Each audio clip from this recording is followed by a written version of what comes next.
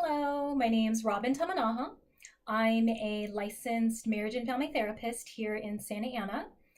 Today, what I'll be talking about is test anxiety. Now, according to the Anxiety and Depression Association of America, test anxiety is a type of performance anxiety, and that taking the test is actually the most difficult part.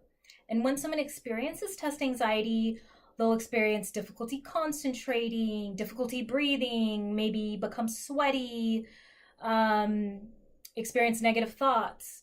So, what I'm going to talk about is how to manage this.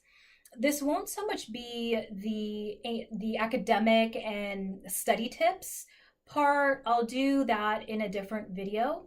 This will just be centered around the test itself and things you can do beforehand to really prepare for this. So I'm going to give you two different scenarios. The first one is if you're taking the exam in a familiar location. And by familiar, I mean that this could be the classroom that you always go to for this subject, or just a room that you always go to take exams. And the other scenario will be an unfamiliar location.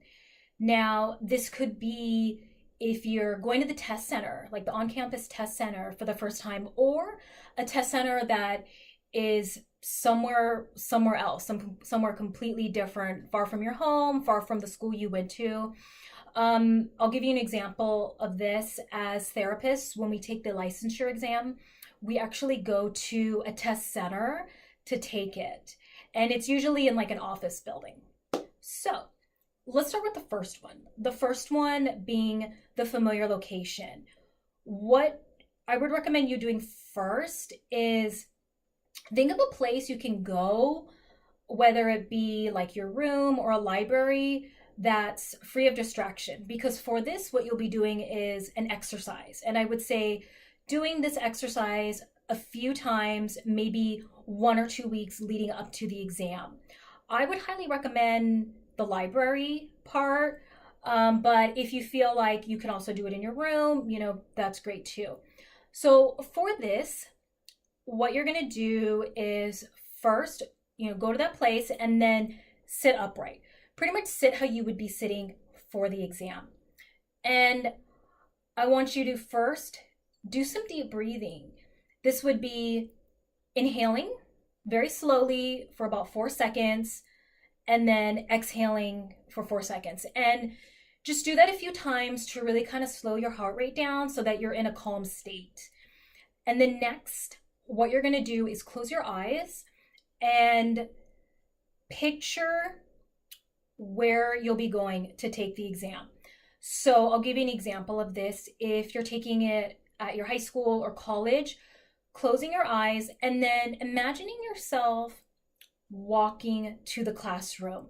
The usual route that you would take, seeing whatever you usually see when you go to your class, and then imagine yourself with your eyes still closed, walking into that classroom and sitting down in your desk to take the exam. And just kind of sit there for a little while. And what you're going to be doing is noticing everything you can about this classroom. So this could be maybe the ground. Is there carpet or is there floor? What color is it? The walls, are there certain posters or things put up on the wall that you see every time you go to class? Is there a window? Notice the whiteboard or maybe the projection screen if that's there. And just really get a feel for what it's like to be in that classroom, waiting, to take this exam, right? And I would say, even if you don't experience anxiety when you do this exercise, still say some positive things to yourself, or at least things that are factual, such as, I studied really hard for this exam and I know everything. It's really just about getting it out on paper, right? Or this is just a test. This is no way a measure of how good I am at something or my intelligence. It's just an exam, right? And so do this a few times in the weeks leading up to the exam just to really get comfortable for being in this, quote unquote classroom. And the second scenario is the unfamiliar location. So, like I said, this could be going to the test center for the first time or just a center for the exam you're taking. Before I was, before I went to graduate school, before I started my master's program to get my degree in psychology, I worked as a test proctor at a test center, and we were located at a community college. And what we did was we administered exams to people who were coming in to take their GRE or were coming in to take certifications that were required for their employer, and these were done on the computer. So I'd actually go through and set everything up for them so that when they came in, all they had to do was sit down and take that test. And other times we actually had students that were college students taking online programs for out-of-state colleges. So in those scenarios, what would happen is their professor would send over their exams. We would print it out and then put it on the table for them and the pencil so they could just sit down and just take the exam. So that's another example of a unfamiliar and controlled environment that isn't necessarily an on-campus test center. So for this, what I would say is, since you're not so much gonna know what the room looks like or anything because you've never been there,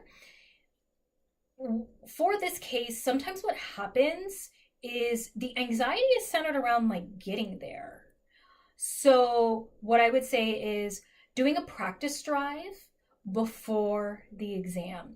Meaning, I know we have Waze and Google Maps, which is super helpful, especially for me. But there's something about just becoming familiar and just yourself knowing where you're going to turn because you've done it before.